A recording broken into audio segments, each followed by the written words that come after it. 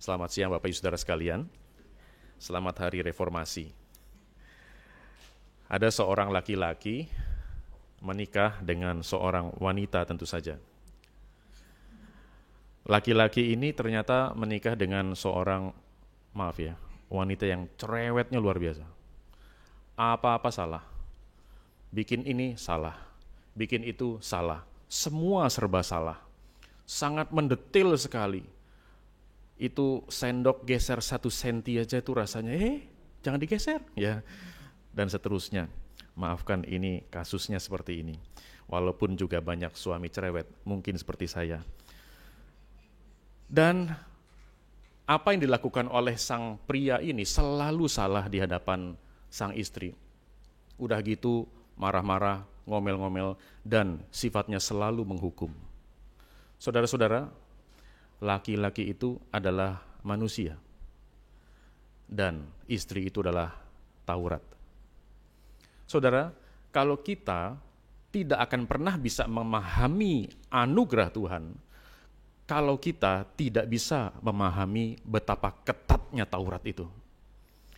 Sekali lagi saudara, kita tidak akan pernah bisa, tema kita hari ini adalah karena anugerah semata, maka kita tidak akan pernah bisa mengerti anugerah kalau kita tidak bisa memahami betapa ketatnya aturan dari Taurat itu.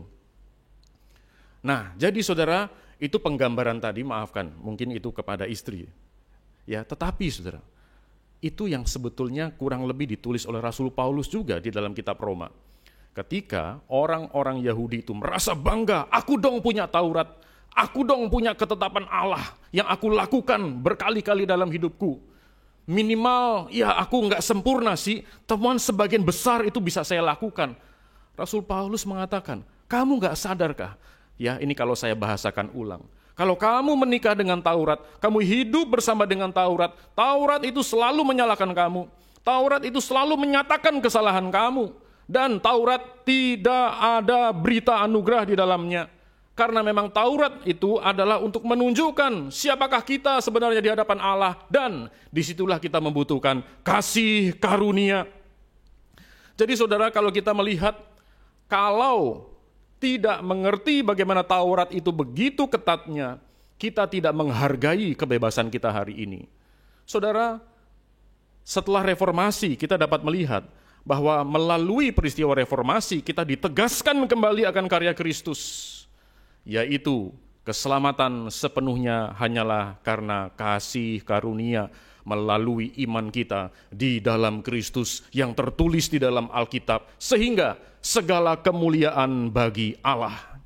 Maka kalau anugerah itu tidak sepenuhnya dilakukan oleh Allah, sifatnya 50-50, Allah menawarkan, manusia itu menanggapi, maka tidak ada kemuliaan bagi Allah. Ada kemuliaan bagi Allah sebagian, sebagiannya lagi kemuliaan bagi saya. Maka kalau reformasi tidak menegaskan itu, maka saudara, kita kehilangan inti dari Injil itu sendiri. Nah, tema kita saudara adalah karena anugerah semata.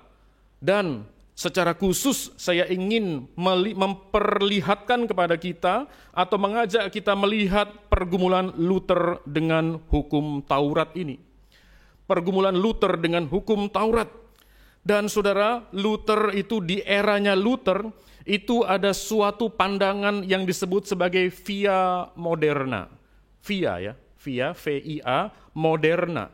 Ya, kalau sekarang mungkin moderna itu vaksin itu ya. Tetapi moderna itu adalah modern artinya. Nah, kalau begitu, di zaman Luther nih tahun 15 sekian saudara, tahun 15 sekian itu saudara, yang berkembang itu adalah via moderna. Kan itu via moderna, yang moderna. Kalau begitu yang sebelumnya itu disebut apa? Yang lama itu disebut via antika. Dari situ muncul kata antik. Antik atau yang lama. Nah, yang lama itu seperti apa?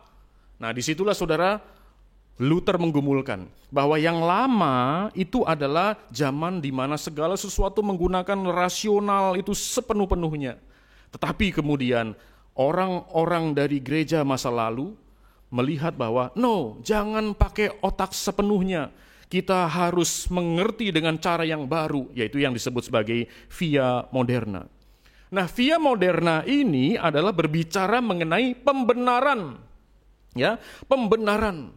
Maka itulah yang nantinya menjadi isu utama ketika Martin Luther itu menggaungkan suatu gerakan yang kemudian disebut sebagai gerakan reformasi. Karena apa? Karena via moderna menganggap bahwa pembenaran itu didasari atas apa? Atas perjanjian antara Allah dengan manusia. Di satu sisi Allah adalah pribadi yang maha kuasa, yang mampu melakukan apa saja. Namun di sisi lain Allah adalah pribadi yang setia dan akan menepati apa yang dikatakan atau dijanjikannya. Dan menurut teolog via moderna waktu itu, mereka mengatakan Allah telah menetapkan dirinya untuk terikat dengan apa yang dikatakan atau dijanjikannya. Ada benarnya enggak? Yes, saudara, ada benarnya bahwa Allah itu adalah Allah yang menyatakan janji. Namun saudara, via moderna mengatakan begini, bahwa pembenaran itu adalah bagian Allah yang akan diberikan kepada manusia jika manusia memenuhi kewajibannya dalam perjanjian dengan Allah.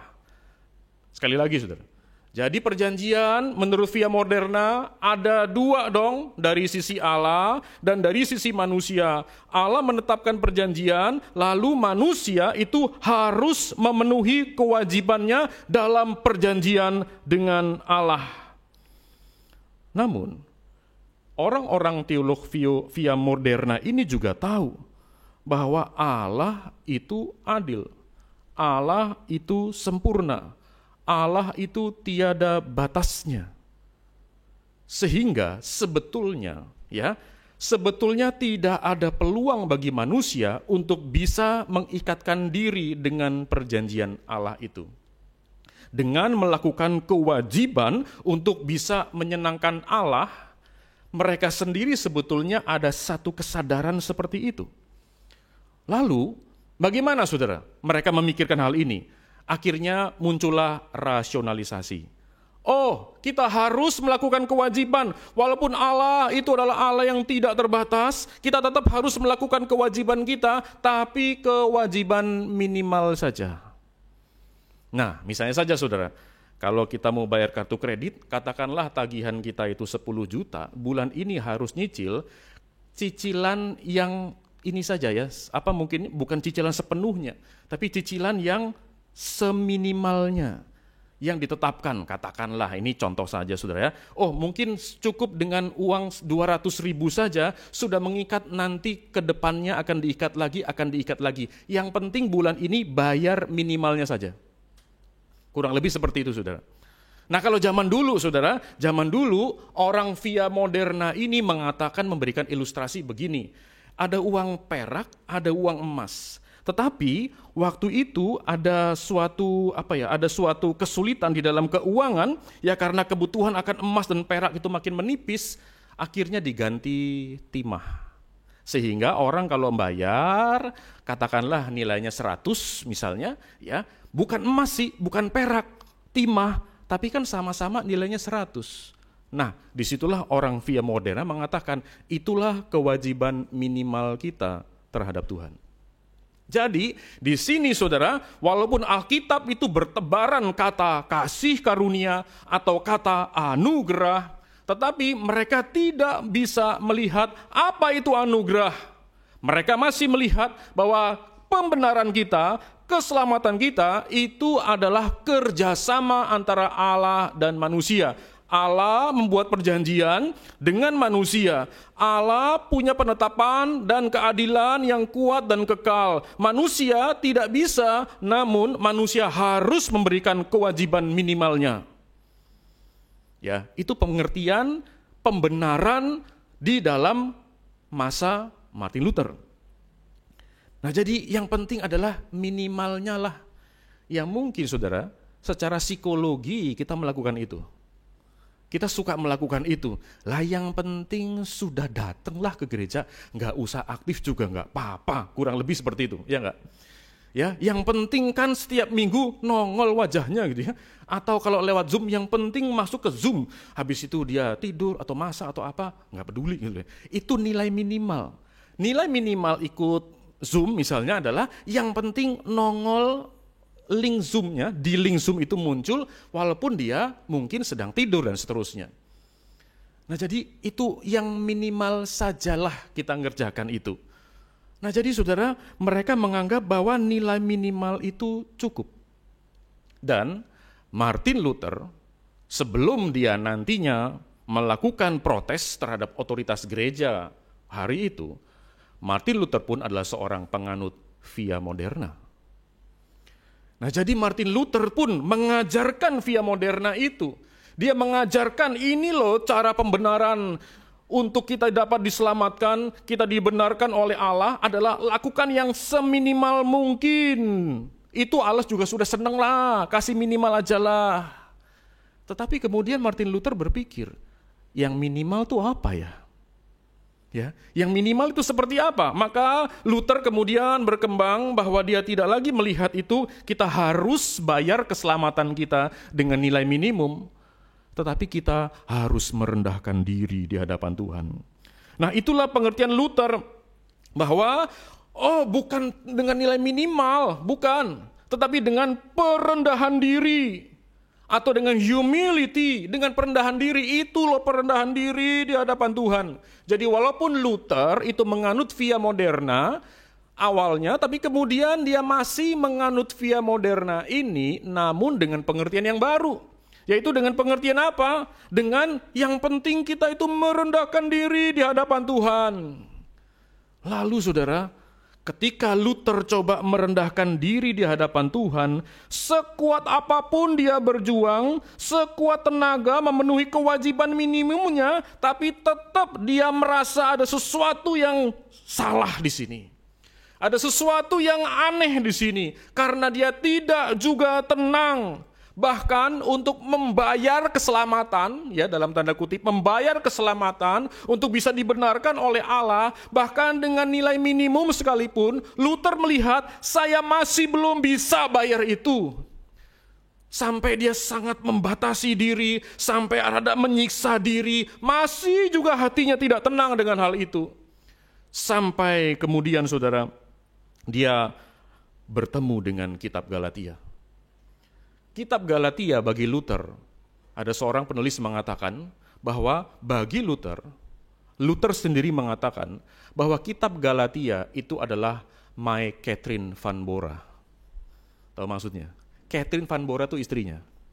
Jadi Catherine van Bora itu adalah istri dari Luther. Dan ketika Luther melihat kitab Galatia ini, sebetulnya kan sebelumnya dia juga sudah lihat kitab Galatia, bahkan dia sudah ngajar kitab Galatia, tapi dia tidak ketemu, dan situlah kita sadar saudara. Mungkin seringkali kita itu baca Alkitab nggak ngerti-ngerti ya, baca aja. Minta sungguh-sungguh karya Tuhan. Dan herannya tiba-tiba bluk aja muncul pengertian di dalam diri Luther ketika dia membaca kitab Galatia. Hari ini saya tidak mengekspos satu bagian, kita akan melihat beberapa bagian ayat.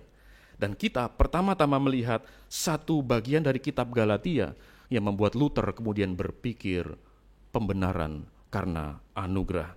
Kita membuka Galatia 2 ayat yang ke-16.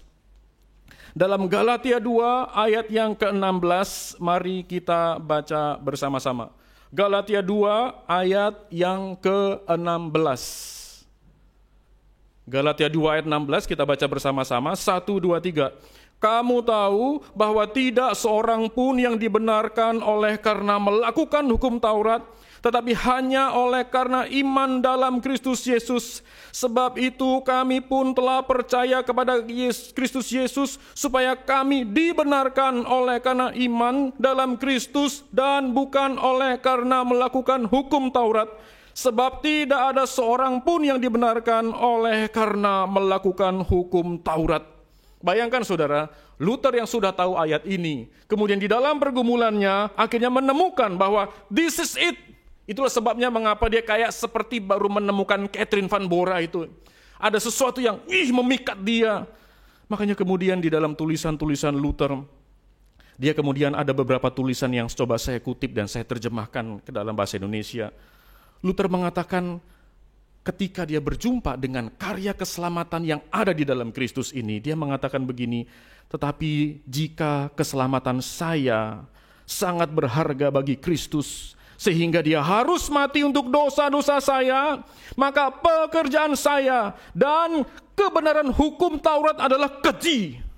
Bahkan tidak ada dibandingkan dengan harga yang tidak ternilai, yaitu dari pengorbanan Kristus.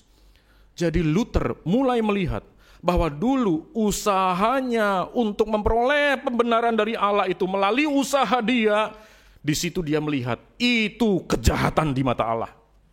Itu berarti meragukan karya penebusan Allah. Itu berarti meragukan karya penebusan Kristus, karena Kristus satu kali mati untuk selamanya. Dan itu sudah sempurna. Mengapa dia satu kali? Karena satu kali menunjukkan kesempurnaan. Sedangkan dari manusia harus melakukan ritual berulang-ulang.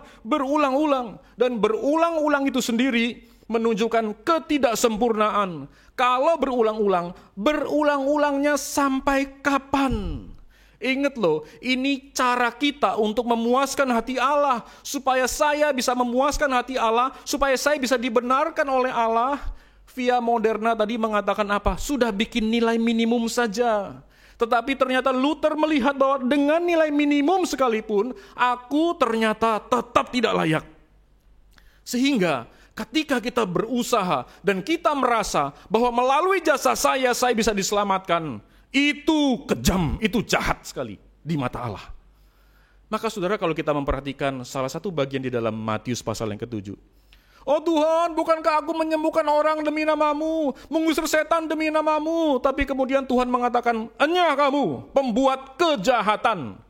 Itulah satu ayat yang menunjukkan bahwa di mana kita mengunggulkan perbuatan kita, bahkan membanggakan perbuatan kita, di situ Allah melihat itu sebagai kejahatan. Maka saudara, mungkin salah satu dosa terbesar orang Kristen itu adalah kesombongan rohani. Kita merasa, oh saya sudah melakukan ini, oh saya sudah berapa kali melakukan ini, oh saya sudah melakukan ini. Lalu kita mulai melihat orang lain yang tidak sebanyak apa yang saya lakukan. Itu namanya membangun Taurat di atas anugerah. Seringkali kita membanggakan perbuatan kita. Pada akhirnya ketika orang-orang zaman dulu melakukan ini, bahkan lebih menderita daripada orang lain. Kamu tidak sebaik saya. Akhirnya muncullah kesombongan rohani. Pertanyaan saudara, kalau boleh saya tanya, kesombongan rohani itu melanggar hukum Taurat yang keberapa? Ada nggak di Taurat? Nggak ada ya. Nggak ada loh, sombong tuh nggak ada di Taurat. Tetapi saudara, sebetulnya kesombongan apapun itu, yang menurut saya paling jahat itu adalah kesombongan rohani. Saya tidak mengatakan kalau gitu boleh sombong yang lain. Punya mobil baru, sombong. Bukan itu maksud saya. Tetapi kesombongan punya mobil baru, kesombongan punya jabatan, dan seterusnya. Itu mungkin kesombongan yang bisa terjadi pada semua manusia. Tetapi kesombongan orang Kristen adalah ketika merasa, saya lebih baik dari kamu. Saya lebih banyak berbuat dari kamu. Itulah kesombongan rohani. Dan itu sudah melanggar Taurat yang pertama. Jangan ada Allah lain. Jangan ada ilah lain. Yaitu apa? Ini ego saya loh. Confidence over confidence saya yang merasa bahwa dengan perbuatan saya bisa selamat. Itu jahat di mata Allah. Nah kan berapa kali dalam khotbah saya sering kasih ilustrasi saudara. Waktu saya ilustrasi dari hidup saya, waktu saya pelayanan pertama kali di penjara. Kalau ingat ilustrasi itu. Bahwa pertama kali saya pelayanan di penjara, saya bertanya kepada bapak-bapak, karena semua itu penjara laki-laki, bapak-bapak yang ada di situ. Saya mengatakan, bapak-bapak, apa bedanya bapak dengan saya? Mereka bilang bahwa, oh bapak hamba Tuhan, pasti bapak orang baik. Terus saya bilang, bukan pak, bedanya bapak ketahuan, saya enggak. Bapak jadi melakukannya, saya enggak jadi dalam anugerah Tuhan. Maka saya ngomong-ngomong dengan orang yang mukul supir taksi pakai palu. Saya ngobrol dengan orang yang bunuh orang dan seterusnya, penipuan dan seterusnya saudara. Nah bahkan saya mengatakan bahwa mungkin kami orang-orang yang di luar tahanan adalah orang-orang yang sangat lihai. Karena tidak ada satupun pasal di dalam hukum KUHP atau KUHP, Kitab Undang-Undang Hukum Pidana atau Perdata, yang bisa mendeteksi kesalahan saya. Sekarang, hukum manusia mana yang bisa mendeteksi kesombongan saya? Hukum mana? Tidak ada. Maka, kalau Bapak bisa masuk ke penjara, itu karena ada pasal dakwaan hukum yang Bapak lakukan, dan itu terlihat di dalam pasal itu. Sedangkan kesombongan saya tidak terlihat sama sekali. Maka kita yang ada di luar penjara, we are not better. Kita tidak lebih baik daripada siapapun. Tidak lebih baik daripada siapapun. Kita adalah orang-orang berdosa. Makanya salah satu kalimat dari Martin Luther menjelang ajalnya adalah apa? Kita semua itulah hanyalah beggar. Kita semua adalah pengemis. Tetapi dari ilustrasi lain saya mengatakan bahwa bedanya adalah bahwa kita pengemis yang tahu ada roti di mana. Kita di dalam gereja ini, kita dan orang-orang di luar sana, kita sama-sama orang berdosa. Kita sama-sama orang yang membutuhkan kasih karunia Allah. Cuman perbedaannya, dan itu pun juga karena kasih karunia Allah, kita adalah pengemis yang tahu ada roti di mana. Itulah roti hidup, yaitu Kristus. Makanya ketika dia membaca Galatia ini, seperti ada satu kecerahan, bahwa ternyata tidak seorang pun yang dibenarkan oleh karena melakukan hukum Taurat. Bagi Luther, otoritas gereja hari itu mirip seperti ini, bahwa terlalu banyak hal-hal yang harus dilakukan untuk memenuhi syarat saya bisa dibenarkan oleh Allah. Jadi saudara, sebetulnya kalau kita pikir perbuatan kita dengan kesempurnaan Allah, itu sudah di awal saja, sudah jelas kita tidak mungkin bisa menyenangkan Allah. Pertama, karena kita terbatas. Allah pencipta, kita dicipta. Jadi dicipta sendiri sudah menunjukkan bahwa kita lebih rendah dari penciptanya. Sehingga di titik awal sudah tidak mungkin kita bisa memuaskan pencipta kita. Sehingga saudara, kita perbuatan apapun di hadapan Tuhan sebetulnya tidak ada nilainya. Dan maafkan saudara, itu adalah sebuah kegilaan ketika kita merasa we do something, dan karena kita melakukan itu, maka Tuhan itu seperti membuka pintu surga. Itu imajinasi manusia, saudara. Tetapi Tuhan itu adalah Tuhan yang adil. Nah, di bagian lain Luther juga mengatakan, dia mengatakan begini, kata-kata seperti anak Allah, dia mengasihi aku, dan dia menyerahkan dirinya untukku, bagi Luther ini adalah suatu guntur dan api surgawi yang bertentangan dengan kebenaran hukum dan doktrin perbuatan. Jadi kalau perbuatan menunjukkan keketatan perbuatan, harus seketat mungkin kita memuaskan Allah yang sempurna itu.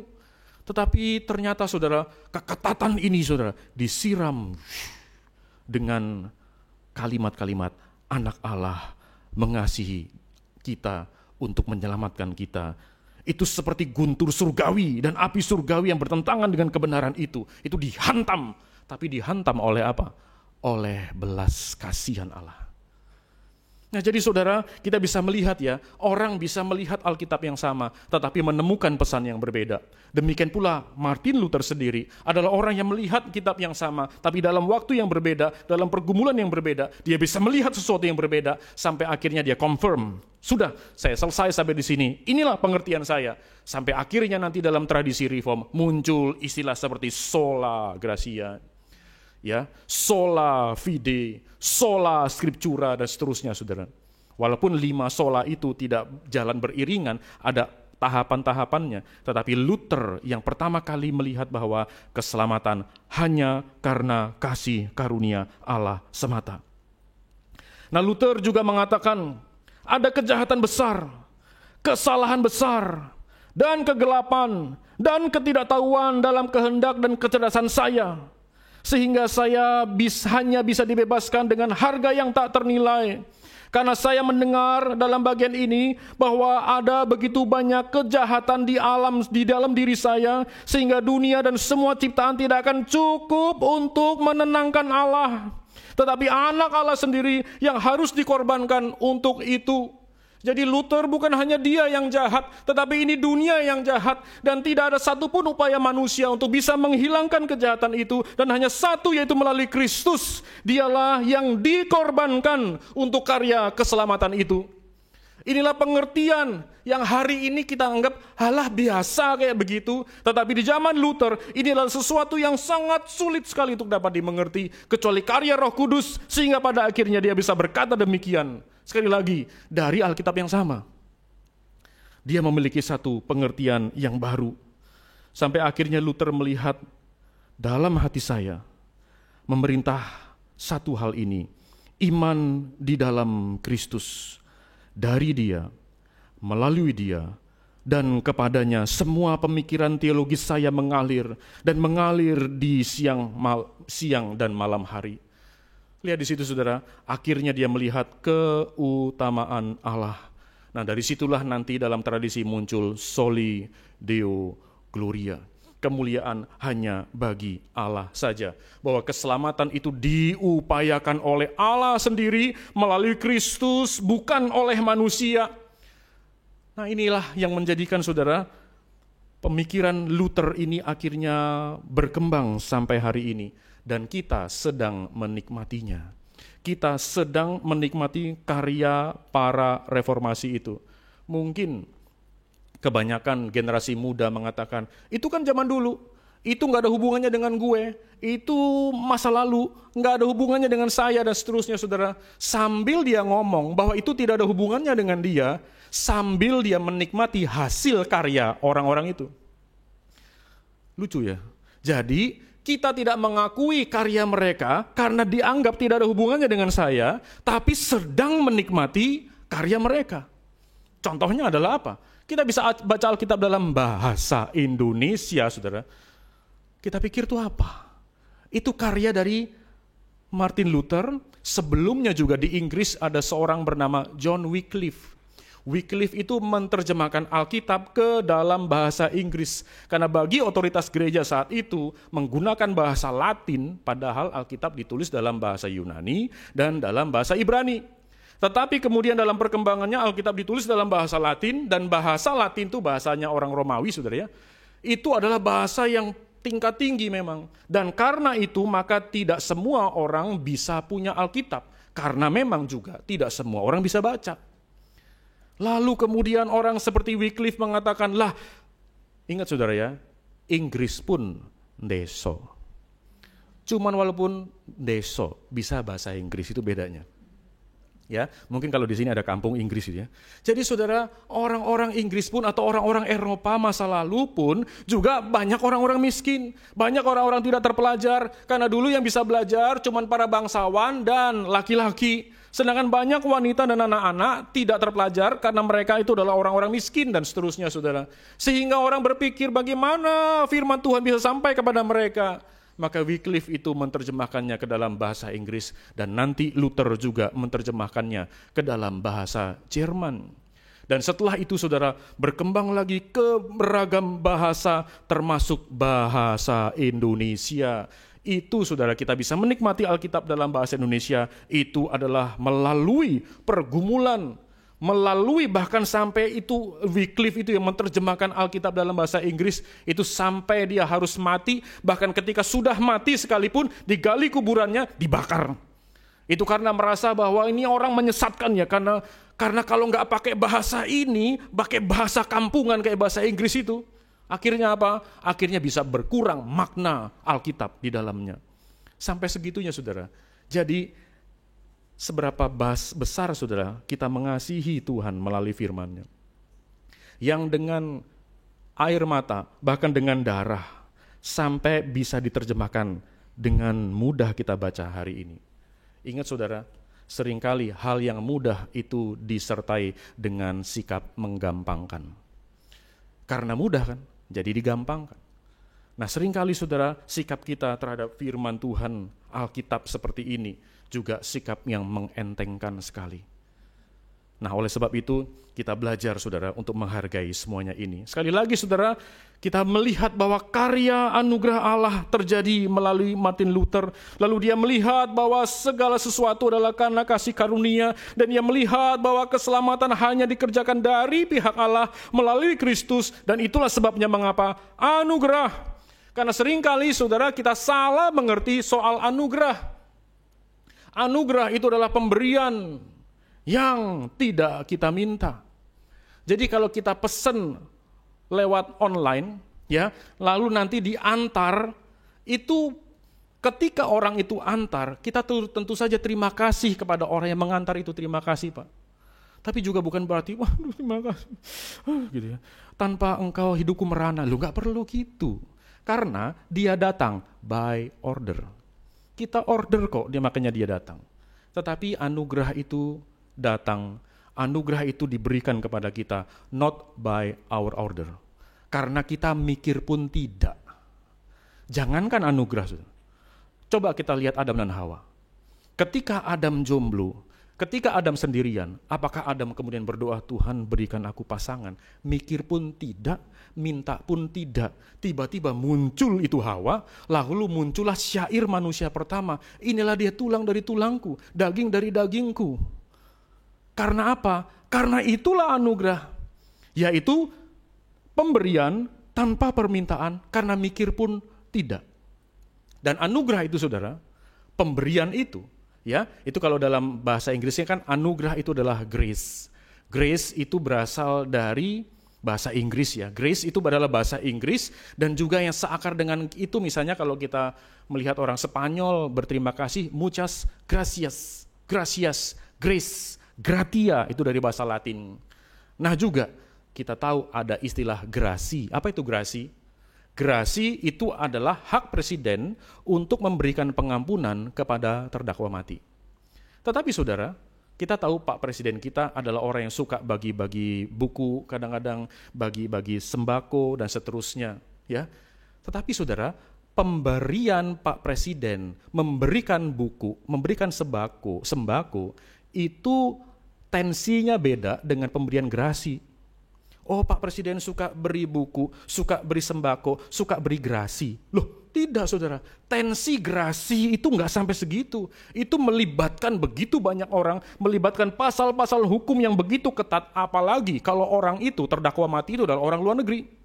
Yang katakanlah misalnya menyebarkan narkoba di sini, contohnya. Sehingga ketika Pak Presiden harus memberikan grasi, itu ada pertimbangan-pertimbangan yang besar sekali. Karena apa? Jika grasi tidak diberikan, dia mati. Kalau orang tadi tidak dapat buku tulis, dia tidak mati. Kalau dia mungkin tidak dapat sembako dari Presiden, mungkin dia bisa dapat dari yang lainnya, masih bisa makan. Tapi kalau grasi ini, tensinya begitu tinggi. Kalau tidak diberikan, maka mati. Demikian juga grace anugerah yang diberikan oleh Allah di dalam Kristus. Jika tidak dikerjakan oleh Kristus, kita binasa. Disitulah Martin Luther melihat bahwa tidak ada satupun usaha saya. Maka kalau saya bisa membanggakan usaha saya, celakalah kita. Celakalah kita orang-orang Kristen yang masih merasa bahwa perbuatan saya cukup baik. Itulah via moderna zaman dulu. Kita kembali ke 500-an tahun yang lalu. Kita sedang mengerjakannya secara psikologis memang, bahwa oh saya baik kok, saya lumayan kok, saya oke kok. Sehingga pada akhirnya merasa bahwa saya layak diterima oleh Tuhan. Oleh sebab itu, Martin Luther menunjukkan bahwa no, bukan karena mentaati hukum Taurat. Bahkan Luther juga mengatakan, oleh karena itu, mereka yang murtad dari kasih karunia, sama sekali tidak mengetahui dosa mereka sendiri, atau hukum yang mereka ikuti, atau diri mereka sendiri, atau apapun lainnya. Karena tanpa pengetahuan tentang kasih karunia, yaitu Injil Kristus, tidak mungkin bagi orang yang mengira bahwa hukum Taurat adalah unsur yang lemah dan pengemis tidak berguna untuk kebenaran. Jadi saudara, bahkan Luther melihat bahwa mereka itu kalau sampai membanggakan perbuatan mereka, mereka adalah orang murtad. Dan herannya, murtad dari kasih karunia. Wah, manusia ini saudara ya, betul-betul menghina. Ketika saya menyaksikan saudara video tentang pemakaman dari beberapa pengerja dari bala keselamatan di satu kota di Sigi, di Sulawesi. Lalu ketika mereka dikuburkan, itu ada yang dipenggal, ada yang disiksa. Ya, lalu mereka menyanyikan, tak lama lagi Tuhanku datanglah. Itu satu lagu yang judulnya, Oh Yerusalem, kota mulia. Mereka nangis-nangis di situ, mereka sangat-sangat sedih dengan hal itu. Pertanyaan saya, apa sih yang mereka lakukan, orang-orang yang meninggal itu lakukan, sehingga mereka harus sampai ada yang dipenggal kepalanya, sampai harus dibunuh? Orang-orang bala keselamatan itu terkenal dengan apa? Dengan aksi sosialnya. Mereka melakukan kebaikan. Lihat di situ. Mereka melakukan kebaikan, tapi dihajar dengan kejahatan. Tapi itu tidak beda bukan dengan juru selamat kita. Apa yang Kristus lakukan? Sampai sebelum dia disalibkan, ada pengadilan pertama, pengadilan agama, yang sebetulnya tidak menemukan kesalahan dia, sampai harus ada saksi palsu. Tetapi ketika pengadilan agama menunjukkan dengan kesaksian palsu itu kesalahan Yesus, yang menghukum siapa? Mereka tidak mau hukum, mereka cuci tangan. Jadi bukan hanya Pilatus loh cuci tangan, itu pihak agama juga cuci tangan. Tidak mau menghukum Yesus dengan hukuman mereka, kasih ke Pilatus. Pilatus ya dengan tradisi Romawi yang ketat di dalam hukum, melihat dia nggak punya kesalahan. Akhirnya kasih ke keturunan orang Edom, yaitu Herodes. Dan Herodes cuma bermain-main dengan Yesus, balikin ke Pilatus. Pilatus sampai akhirnya cuci tangan. Saya nggak tahu salahnya apa. Sudah sesah dia saja. Sampai akhirnya pengadilan massa mengatakan salibkan dia, salibkan dia, salibkan dia. Untuk apa? Untuk kebaikan yang dia lakukan. Itulah manusia yang berdosa. Ingat bahwa manusia jatuh dalam dosa. Pertama kali manusia jatuh dalam dosa saat Allah sedang baik-baiknya. Ketika Adam dan Hawa jatuh dalam dosa, apakah ada pembunuhan waktu itu? Apakah ada gempa bumi atau bencana alam waktu itu? Apakah Allah tidak peduli dengan mereka? All beauty, semua begitu indah, semua begitu terjalin dengan mesra, dan di dalam kebaikan Allah, manusia jatuh dalam dosa. Itu jahatnya manusia, kejahatan yang luar biasa. Allah yang baik dikasih respon yang jahat kepada manusia. Ketika iblis masuk dengan memberikan second opinion, pendapat kedua, sampai akhirnya mereka memilih pendapat setan daripada Tuhan. Bayangkan saudara. Oleh sebab itu, dosa kita yang paling besar adalah ketika kita merasa baik. Jangan pikir bahwa dosa itu tuh yang membunuh orang itu loh. Itu tuh yang mungkin memperkosa dan seterusnya. Itu kejahatan. Yes, itu tindakan kriminal. Tetapi kita pun sama. Itu actionnya. Tetapi esensinya sama. Sama-sama tidak menghormati Allah. Maka kalau kita perhatikan, ketika Daud berselingkuh dengan Batseba, sebetulnya itu bukan masalah perselingkuhan. Yang kita lihat saudara, adalah dosa yang dilakukan Daud kepada Batseba. Tetapi dari kalimat Uria, yaitu suaminya Batseba, kita tahu bahwa dosa utama di waktu itu bukan perselingkuhan. Kalau kita lihat kalimat dari cerita itu saudara, dan dari kalimat Uria kita tahu, Uria mengatakan, kan Daud suruh dia pulang. Ya, pulang loh kamu sama istrimu. Tapi dia tidak mau pulang. Karena Uria berkata, soalnya pemimpin ada di sana, dan tabut Allah ada di sana. Tabut Allah bukan jimat saudara, tetapi itu tanda kehadiran Allah. Tabut Allah ada di medan perang, Daud ada di rumah. Nah disitulah kita bisa melihat Daud sudah melanggar hukum Taurat yang pertama. Jangan ada Allah lain. Dan Allah lain itu adalah over confidence-nya dia. I don't need God. Saya tidak butuh Tuhan. Tuhan silakan di sana, saya punya urusan sendiri. Baru setelah itu action berikutnya. Makanya kalau kita lihat hukum Taurat saudara, itu 4 yang pertama adalah ke arah manusia, ke arah Tuhan, yang berikutnya adalah ke arah manusia. Dan itu semua saling berkaitan. Yang paling utama ketika kita sudah tidak menghormati Tuhan, tinggal tunggu ekspresinya, mencurikah, berzinahkah, tidak hormat kepada orang tua dan seterusnya. Nah jadi saudara, yang bermasalah itu bukan orang-orang di dalam penjara saja saudara, kita jangan GR. Kita semua, termasuk saya, adalah orang-orang bermasalah. Karena bagi saya, perjuangan untuk dapat melihat anugerah Tuhan, itu saya kerjakan setiap hari. Setiap hari. Di dalam satu kepekaan, minta mohon kepekaan dari Tuhan. Karena sangat mudah bagi saya untuk membanggakan perbuatan saya. Dan disitulah kejinya saya. Itulah kejahatannya kita. Bisa-bisanya kita merasa kebaikan kita. Itu bisa dari diri kita tanpa perlu ada anugerah Tuhan. Nah, oleh sebab itu, disinilah Martin Luther melihat bahwa sungguh-sungguh hanya karena kasih karunia dan bukan karena hukum Taurat. Dan kemudian di dalam Galatia pasal yang ketiga, kita buka Galatia pasal yang ketiga. Kalau begitu, buat apa ada Taurat? Paulus sendiri yang menuliskan, yang kemudian ditangkap oleh Martin Luther juga. Dalam Galatia 3, ayat yang ke-24 dikatakan, Galatia 3, ayat 24 dikatakan, jadi hukum Taurat adalah penuntun bagi kita sampai Kristus datang, supaya kita dibenarkan karena iman. Ayat 25 mengatakan, sekarang iman itu telah datang, karena itu kita tidak berada lagi di bawah pengawasan penuntun. Jadi, kalau kita lihat misalnya saja di dalam Yohanes 1 ayat yang ke-17 ya mungkin kita bisa buka saja. Yohanes 1 ayat yang ke-17.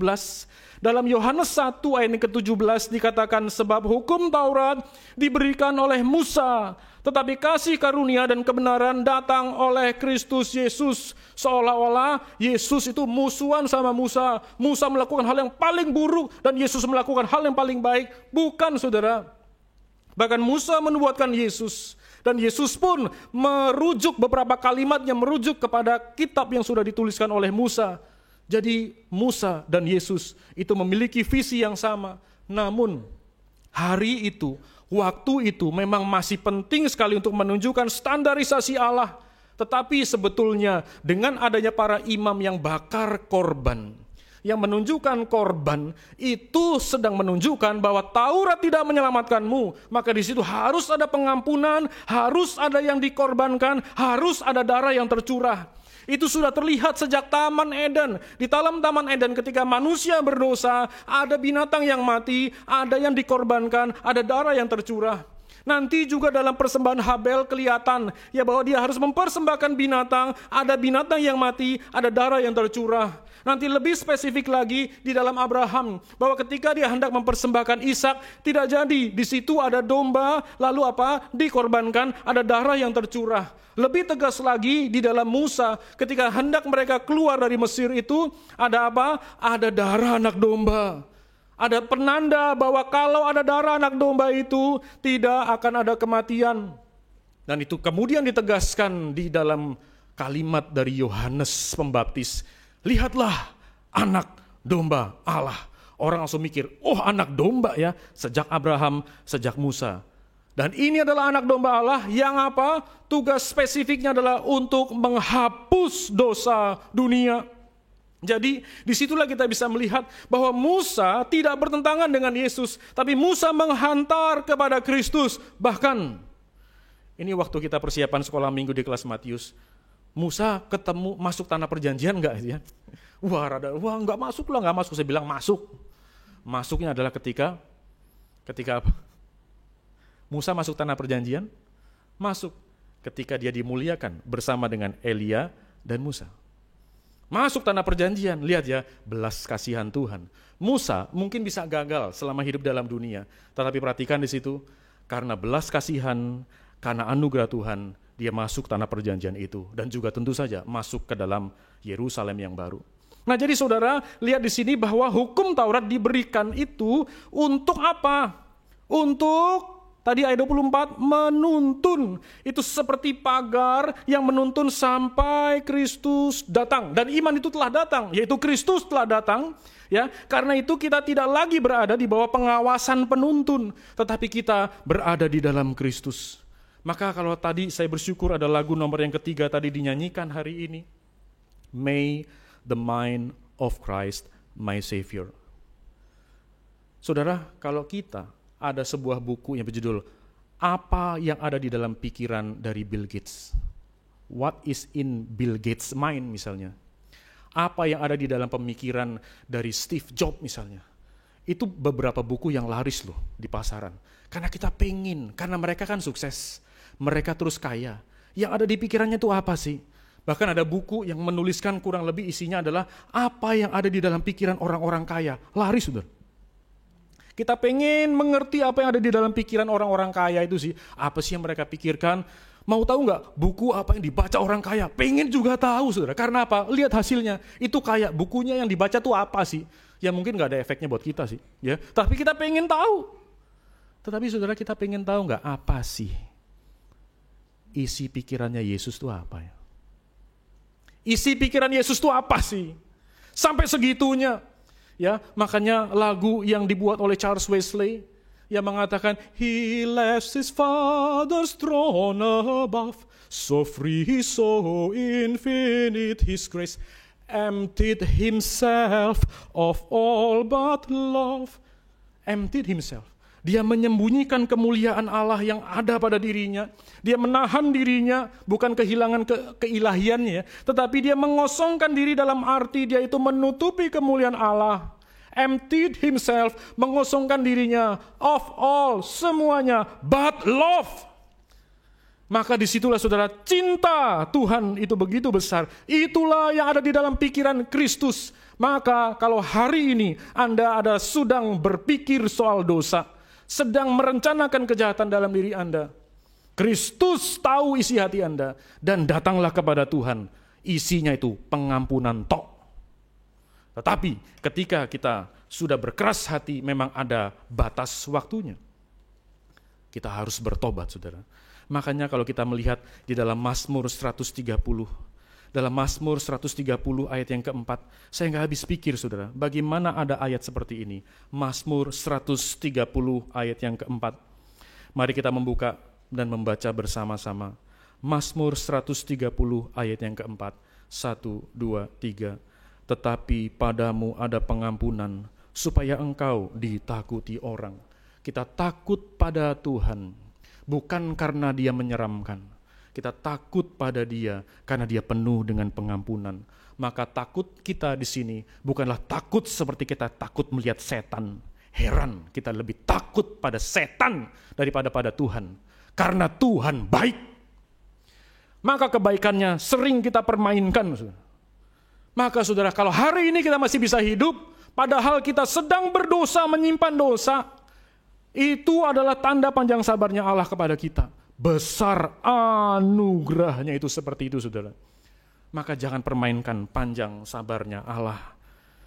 Nah saudara, kita juga melihat di dalam Yesaya 42. Dalam Yesaya 42 ayat 3 dan 4. Yesaya 42 ayat 3 dan 4 mengatakan, bulu yang patah terkulai tidak akan diputuskannya, dan sumbu yang pudar nyalanya tidak akan dipadamkannya, tetapi dengan setia ia akan menyatakan hukum. Ia sendiri tidak akan menjadi pudar dan tidak akan patah terkulai sampai ia menegakkan hukum di bumi, segala pulau mengharapkan pengajarannya. Itulah Yesaya 42 ayat 3 sampai 4, bahwa dia akan menyatakan hukum, bahkan dia menegakkan hukum. Tapi mana buktinya? Karena Kristus hadir ke dalam dunia, ternyata menyatakan hukum, di mana hukum itu ditimpakan kepada dirinya sendiri. Karena sejak kitab Kejadian, sejak awal kita sudah melihat bahwa ada dosa, ada penghukuman. Ada dosa, harusnya ada kematian. Karena ketika manusia makan buah pengetahuan yang baik itu, pasti mati. Nyatanya belum mati sepenuhnya secara fisik. Tetapi kemudian kematian itu pertama-tama justru ditimpakan kepada binatang terlebih dahulu. Sebagai simbol, sebagai lambang, ada dosa, ada kematian. Karena ada hukum, ada hukuman. Dan Kristus menegakkan hukum itu, dan dia menyatakan hukum itu di bumi, dan dia menyatakan hukum dan hukumannya itu ditimpakan kepada dia. Itulah sebetulnya sangat tidak adil hal seperti ini. Bagaimana mungkin Allah yang penuh dengan kasih melakukan kepada anaknya yang tunggal itu? Tetapi itulah kasih Allah yang bersifat paradoks. Di satu sisi Allah mengasihi dunia ini, pun Allah mengasihi anaknya yang tunggal itu. Tetapi karena manusia tidak bisa menyelamatkan dirinya, maka dia korbankan anaknya yang tunggal. Itulah Yohanes 3 ayat yang ke-16. Karena begitu besar kasih Allah akan dunia ini, dan action Allah untuk mengasihi dunia ini dengan menyerahkan anaknya yang tunggal, tapi dunia menolak cintanya dengan menolak anaknya. Kurang ajar sekali dunia ini, saudara. Dan juga mungkin itu termasuk kita. Kita terlalu biasa dibaikin oleh Allah sampai kita melecehkannya. Maka kita, termasuk saya, juga harus belajar untuk menghayati cinta kasih Allah yang begitu besar. Nah, maka dari sini Bapak Ibu Saudara sekalian, biarlah kita sadar bahwa jika Allah tidak berkasih karunia di dalam Kristus, yang kemudian selama berabad-abad terlupakan oleh gereja, sampai kemudian reformasi menunjukkan, no, we only saved by grace. Makanya satu lagu yang indah sekali dari Fanny Crosby, ya, when I shall see him face to face and tell the story saved by grace. Saudara, bisa nyanyi itu? Saya kalau nyanyi itu suka nggak tahan, saudara. Kok saya akan cerita kepada Tuhan, I am saved by grace. Saya diselamatkan karena kasih karuniamu. Itu kasih karunia karena tidak ada kemungkinan bagi kita, perbuatan kita untuk menyelamatkan kita. Itu grasi diberikan presiden, dan kalau tidak ada grasi itu kita binasa. Demikian juga, saudara, apa yang dilakukan oleh Allah Tritunggal. Allah Bapa mengasihi dunia ini dengan mengutus anaknya yang tunggal. Di dalam Kristus itulah keselamatan terjadi. Maka disitulah muncul solus Kristus. Hanya di dalam Kristus. Tetapi waktu itu di zaman Luther, gereja menambahkan Kristus dan perbuatan-perbuatan kita. Kita harus kasih bayaran minimal saja. Maafkan saudara, itu nggak tahu diri. Kok bisa kita merasa dengan bayar minimal saja sudah lumayan diterima oleh Allah, dan itu terulang. Adalah ulangan dari apa yang terjadi di masa orang-orang Israel ketika mereka lebih mentaati Taurat, lalu merasa dengan perbuatan mereka itu menjadi lebih baik. Dan itu terulang di seluruh dunia ini. Ketika begitu banyak kepercayaan yang katanya kepada Tuhan, tetapi bisa diampuni dosa melalui perbuatan. Terulang terus, saudara, karena itu adalah prinsip di dalam Alkitab. Jadi saudara, kita bisa melihat bahwa hanya melalui Kristuslah, hanya di dalam anugerahnya kita dapat dibenarkan, kita dapat diselamatkan. Makanya kita bisa menyanyikan satu saat nanti, when I shall see him face to face and tell the story saved by grace. Bandingkan dengan Matius 7 tadi, I tell him face to face and I say aku sudah begini loh Tuhan, aku sudah begini loh Tuhan, nyah kamu. Tetapi orang yang diterima oleh Tuhan adalah orang yang mengatakan, I am saved by grace. Karena anugerah semata. Bapak Ibu Saudara sekalian, khotbah ini akan ditutup dengan satu lagu yang nanti akan dinyanyikan oleh Ibu Celi. Ya, kalau di Italia ada Andrea Bocelli, kalau di sini ada Ibu Celi.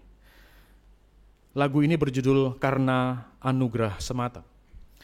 Lagu ini menunjukkan besar kasih-Mu yang Kau beri. Ya, nanti nadanya begini, besar kasih-Mu yang Kau beri dalam tak terperi. Dalam, katanya dalam, tapi nadanya tinggi.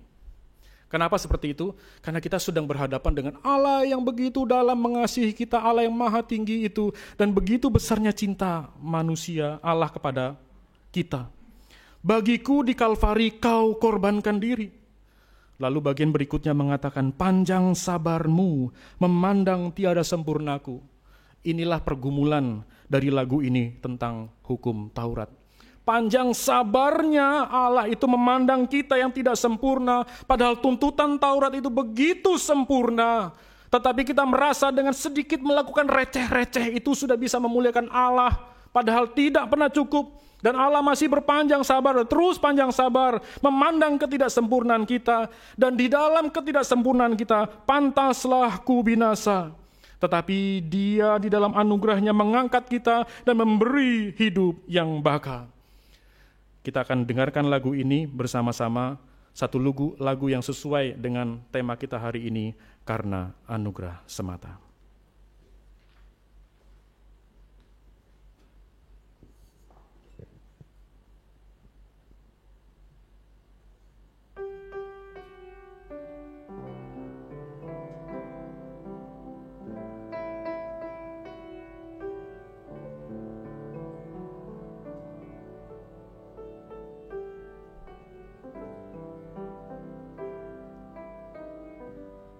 Besar kasih-Mu yang Kau beri dalam tak terperi bagiku di Kalvari.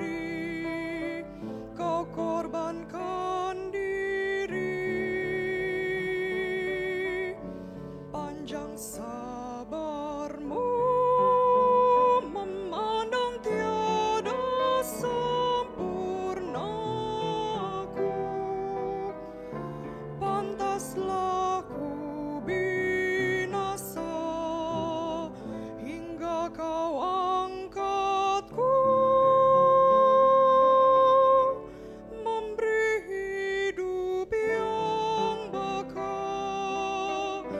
Karena anugerah semata ku jadi anak-Mu, darah-Mu yang tercurah memberiku hidup. Karena anugerah semata baru jiwaku untuk nyatakan karya-Mu hingga dunia gentar. Karena anugerah yang besar.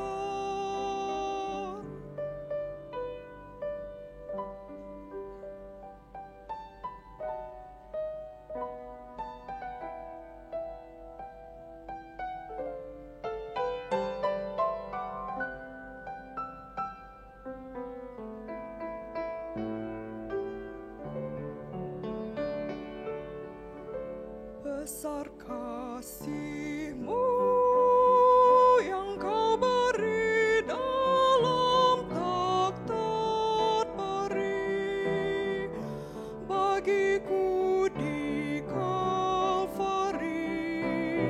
Kau korbankan diri, panjang sabar-Mu memandang tiada sempurnaku. Pantaslah ku binasa hingga Kau angkatku, memberi hidup yang bakal. Karena anugerah semata ku jadi anak-Mu, darah-Mu yang tercurah memberiku hidup. Karena anugerah semata baharu jiwaku untuk nyatakan karya-Mu hingga dunia gentar. Karena anugerah yang besar.